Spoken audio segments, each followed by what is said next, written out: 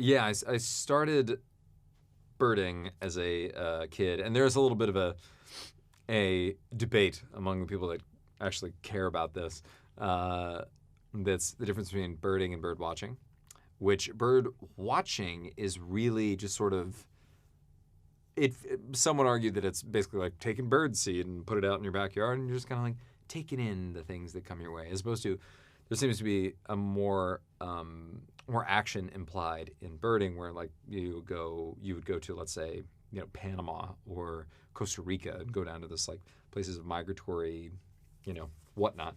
But I started both of those things, I guess, when I was a kid, because I grew up in suburban/rural Virginia, and I could walk out my back door and into pretty dense forest very easily. And so I did that, and my dad was really good at letting me go and explore. And out of all the sort of wonders that are in a forest, I happened to connect to the bird part of it, and it was just something that I sort of stuck with in secret until I got to middle school and high school, and it was totally like, not into birds, I'm into ladies,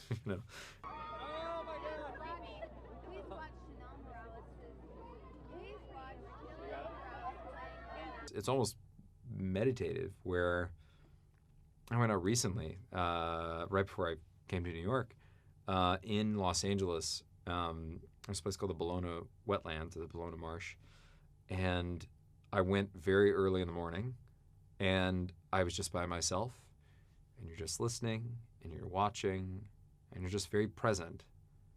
And I felt physically my shoulders loosen, and then tighten back up when I saw this one thing that I hadn't seen ever, and I was like, oh my God, yes! So no, it is very calming and very, centering. Oh, and there was another one, because one flew up to the left. Yeah, there were two. He's still there. I try to, I know a lot of people sort of, as almost proof, they take photos of it. I don't, for the most part, also because the few times that I've tried, I haven't had like a really high-tech camera on me. I've had my iPhone, which, depending on how far away the thing is or how quick it is, I'll say like, look, this is it, and it's just like a weird blur that could be just like a booger on the screen, But for me, it's only for me.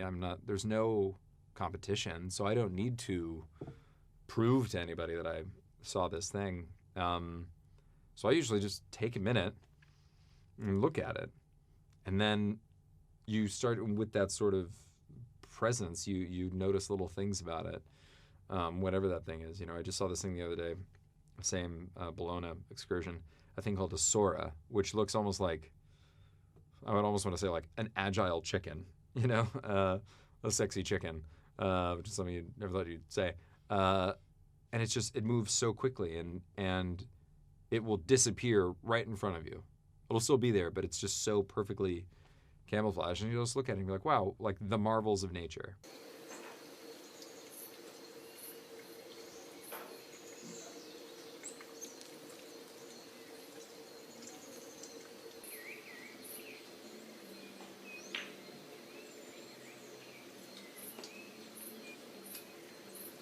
As a kid, I did certain things, and they thought it was cute. Like, I would have these binoculars, and I would like set up these bird feeders that I made. And some of my childhood friends, who I'm still close with today, they knew about it, and they were kind of like, yeah, this thing that Ian does, But as a sort of working actor, not a lot of people knew it, and I kind of kept it to myself because, as sad as this is to say, there's this idea that it's not like sexy and or cool, and so many young actors, especially when they're first starting out, are really worried about, well, what if this makes me look a certain way? And like halfway through season 3, I was like, man, I do not care anymore. I just can't do it. And so I started like talking about it more often, and as a result, Keegan will send me these photos of any bird he sees. Sometimes it'll be like a photo and there's clearly no bird in it. It's like an open sky. And he's like, what bird is that? See, you can't tell. You suck. You're the worst birder ever. Like, Keegan, there's nothing here. So, yeah, I think they all find it somewhat novel now. But I mean, for me, it's just such a joy.